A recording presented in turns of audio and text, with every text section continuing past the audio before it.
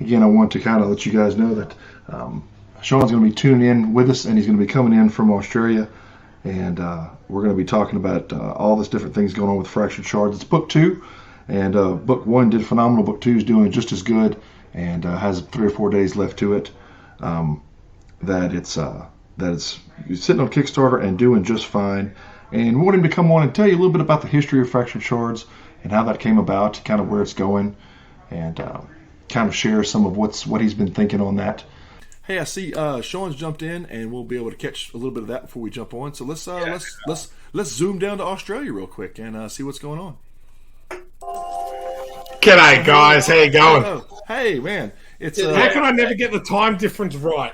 I do this every single time. It's like a time warp, and what's funny is, since we do business in all over the world, I'll jump from like the Netherlands to Australia, over to China, back over to Taiwan, back over to and it's just and you're like, where am I at? What time is it? Now, you get lost, man. You get completely lost in the fractions and the shards of time, right? You just The worst thing is we tried to work this out beforehand. We did, and I could have been wrong. I could have calculated it wrong. It's like, I think it's going to be 10 o'clock Saturday there, I think. So, yeah, and it ended up being 11 o'clock, and of course, it's now almost 12 o'clock. So I'm just like, I totally messed that all up. So I apologize, guys. It was my fault too, because I was thinking, because what my phone is my cheat sheet. I've got it tuned in to where, and you're in Melbourne, not Brisbane, so I had it kind of that's why I was probably an hour off as well, because that's why I was calculating the 18 plus hours versus 19. So because we've got daylight savings at the moment, so so Melbourne and Sydney only are an hour ahead of Brisbane or Queensland. They used to do it, but because they're up a little bit higher, the sun was out until like 10 o'clock at night, and they're like, no, stop this. We're not doing this. So it's only us and Sydney that do it. So just to make things annoying.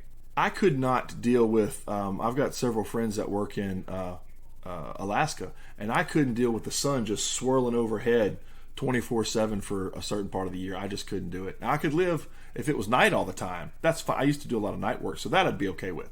But I couldn't stand 24 hours of the sun just going in a circle. I just Yeah, no, there is a place in I'm not sure whether it's Norway or Greenland or one of those places, and the town is like almost 6 months of the year in complete darkness, and they have the highest teenage suicide rate in the world, type of thing. So I can just imagine how much that plays with your head, being all night or all day, And I've got a cousin that lives in Iceland, absolutely loves it. He's been over there for a couple of years now, and runs a coffee shop in one of the bigger towns. I'm like, there's coffee shops in Iceland? Okay, it's a coffee shop bookstore, and it's probably, if it's Iceland, it's probably a coffee shop bookstore, gas station. It's probably the general store, the post office, the fire station. It's one building. For the whole thing. But I had already played the intro, but what we're going to do is we're going to probably lop off the first part, because we were just kind of goofing off, and then I had this weird audio thing running through the studio. I'm going to rerun. Yeah, the microphones had a ghost in them, so I'm going to rerun the video for Fractured Shards. And if you want to kind of walk people through, it's just going to take over our microphones again for a second. But I'll play the video, then you kind of let people know what's going on. So here is again, everybody, the video for Fractured Shards.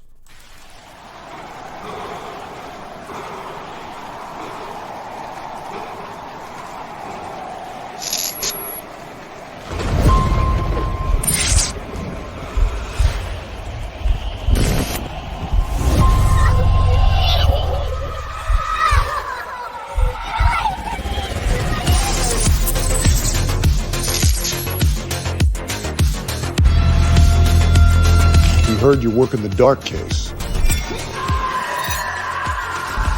What can you find? How can I destroy him? Access granted. I spy with my little eye.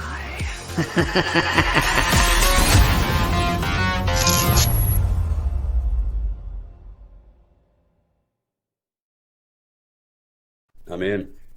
I'm so in for that. When I first saw, like I said, the first parts of the first one, I was in. I'm like, that's it. I've got it. He's got me hooked. So tell our listening audience a little bit more about, you moved on from book one, you're into book two, and kind of where that kind of starts off and where you're going with it. Yeah, definitely. So with a volume one, as always, you're kind of setting up the universe. So you get kind of introduced to Sebastian Vetro. He's an enforcement officer and works cases between these two different districts, which is the light, where all the affluent people and all that type of live, and the district, which is like the slums and all that type of stuff. So we kind of get introduced to his world, and he solves a case. So each volume is kind of like your Dick Wolf FBI or Law and Order or something along those lines. So volume two kind of picks up and expands his story a little bit more. So we know that he's working on a thing called the Dark Case, which is like that bigger story arc over several volumes. So the difference is that he has this power that is called like a fracture, where he's able to touch someone that's had like an horrific moment and see glimpses into kind of what happened or those type of things, almost like kind of medium. We kind of explain it as. But on this Dark Case, he kind of has the opposite effect. Every single time he touches someone that's been killed in this Dark Case, they're happy and they have good memories and everything. So he's really frustrated in going, well, I never see this any other time. Why am I seeing this now? And this story evolves from there. And then we've got a couple of characters from volume one that come over to volume two that are trying to get revenge on him for what he did on in volume one. So it's done by Dan Furigel, who's the actor out of Spartacus. He played Agron. He's quite involved in the project to come up with the idea, and we've been pretty successful so far, but we've only got 4 days left and trying to do that last little push towards the end of the campaign. So it's a wonderful campaign. It's been doing well, and we also appreciate too the fact that you did the PDF trade out with the Killing Machine, because it did hit, the goal was to hit 4,500 for the Killing Machine to activate the PDF, digital PDF for Fractured Shards. And to show you real quick, they hit that goal last night. We just moved into week 2, so stretch goal 1's activated, and Fractured Shards digital is coming the way of the people that purchased the Killing Machine. So that's a really cool fit, man. There'll be a is that the volume 1 PDF? Yes. Yeah. Yep. Oh god. So yes. Take my money. Take it. Exactly. Take it all. Just throw money at it. Just get it. Take it all. But I always love doing that with other projects, because I think being all indie creators here and everything, the hardest part, and Kevin, you know that this better than anyone, is getting your product out there, getting new eyes on it, getting new customers and everything. So to have the opportunity to have another 100 backers from another project, pick that up and read it, and then maybe come on for volume 3 or back in the volume 2 in the meantime, like that kind of makes it all worthwhile. And then the flip side of that is you also build your own creative network. You're meeting other creators, you're talking to them, you get really good ideas, you share ideas, and all that type of stuff as well. So I love being involved that way with other projects. So we appreciate it, because it didn't really hit on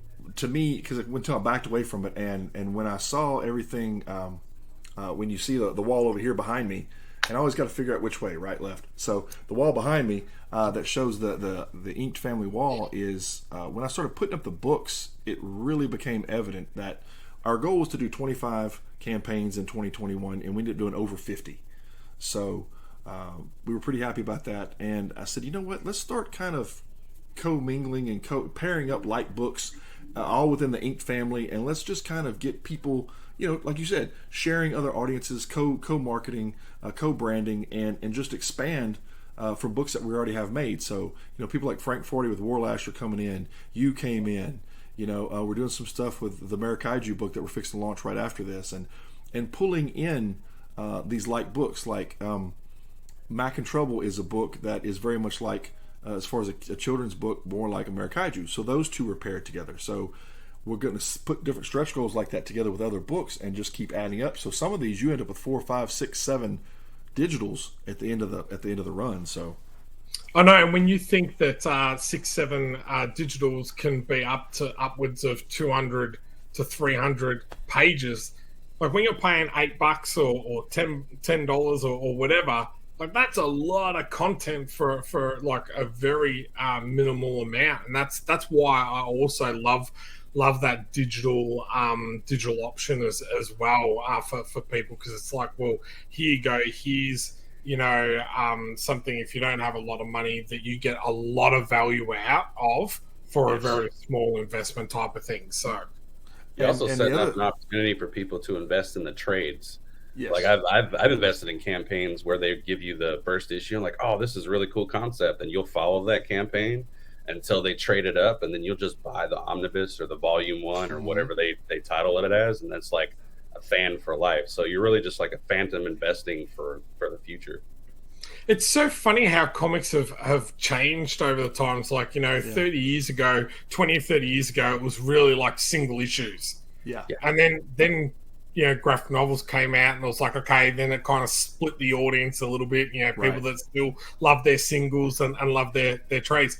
And now you've got your obvious and oversized fans type of thing. It's the ones that want 50, like when I know a lot of the what's it called, Walking Dead ones were one of the first ones that kind of done it type of thing, and so you've kind of segmented your market even more so now, which is kind of interesting. And being able to do these projects really lets you gauge where your audience fits into, and then lets you tailor your product to that market type of thing. It does. And the other swing to it is people, for reaching backwards to the older books, do it for affordability. So if you want to get Silver Surfer 1 through 16, you just buy it as the pack, or the first 50 Spider-Man that were produced. Instead of trying to give your kidney to get a number 1 through 5, you get the book of the 50, right? So, and that's the other part of the market. And for you guys being in Australia, unless you line up printing is in here in the States, to get people in the States to buy, digitals help overcome that large hurdle of the shipping. So I think that's a big key for you guys, is to be able to have that available, and people enjoy it. I like being able to pull up on my phone and read in an airport, and almost half of our backers on almost each of our projects are digital, and then 3/4 of that digital market would be all international. Mm-hmm. So, and that's the hurdle. Now, the other thing we can talk about offline sometime is we have printing set up here that can take on and do a certain amount of printing. You're not gonna have to do 1,000 books. It's this print on demand setup that we have now, to where you can say, okay, I have 25 or 50 or 100 American backers. Let's get them a printed copy, and we do the fulfillment from this side. And that way they don't have that hurdle, and that helps bring you into other international markets. So that's something we've been working on. And we've done it for a couple of books already. So yeah, that's great. And the same thing down there, we're talking about doing some things to where vice versa, we can print down there with you guys, that kind of thing, to where same thing. It's a two-way street. It helps everybody out. I think we bought a boat and hired a courier that we could just like cut out the shipping costs by just running across from Florida. You want to pilot, mate. You want to pilot. Yeah. What was that? What was that old show? That old was it Brass Monkey or the Golden Monkey or something, where the guy would like fly cargo like all over the place. It's kind of like I can't remember the name of that old show from the 70s and 80s, but it's kind of like that. Or like the Expendables, right? You want to get this plane that you can just one trip over to Australia and have a couple of crates of books and drop off and pick up and fly back. So with a big ink marketing logo on the side of it. And if the marketing company to ever have its own courier service on water. We'd love to have a plane, man. It's been a lot of fun. But I'm just totally thinking 90s Tailspin. You know, yes, and that's where they got that idea from. I talked about that to one of the guys last night. That's had one of my friends help build the Tailspin series, and I was like, "You totally ripped off that show, man. It's a total rip off of of that." And we just had a lot of fun joking about it. But we'll go ahead and then we'll do some other promotions throughout the series, and we'll try to see if we can pick up. Maybe we might do an after show, see if we can pick you up again, and I'll do my best to try to do the Chinese math there to try to figure out where in the global spin we have to be to make this work. But we'll get you picked up then, and maybe do some after shows and talk about what's coming for the third volume, and maybe do some pre stuff for volume 3. I think would be some fun. Yeah, definitely. We've got this year has already started off hot. It's only 22 days in. And we've fulfilled Volume 1. We've sent out XCT Monsters, which is one of my other series. We're just about to fulfill the 13th Labour Volume Issue 2. We've finished a graphic novel, which is a spin-off graphic novel within the Fractured Shards universe. We've started Occupation Rainfall, which is a tie-in graphic novel with an Australian film franchise over here. We've got another deal that we've just signed off this week that we've signed on to, and then we've got issues 2 of Talos of Sparta, 3 of the 13th Labour, volume 3 of Fractured Shards. I am a busy boy, so it's gonna be a awesome, big year. Man. That's awesome to hear. We're keeping up with it and trying to get as much information and education and buyers back that way as we can. So we'll talk again soon, man. Thanks for coming out, and we'll talk soon, man. No problem, man. Take care.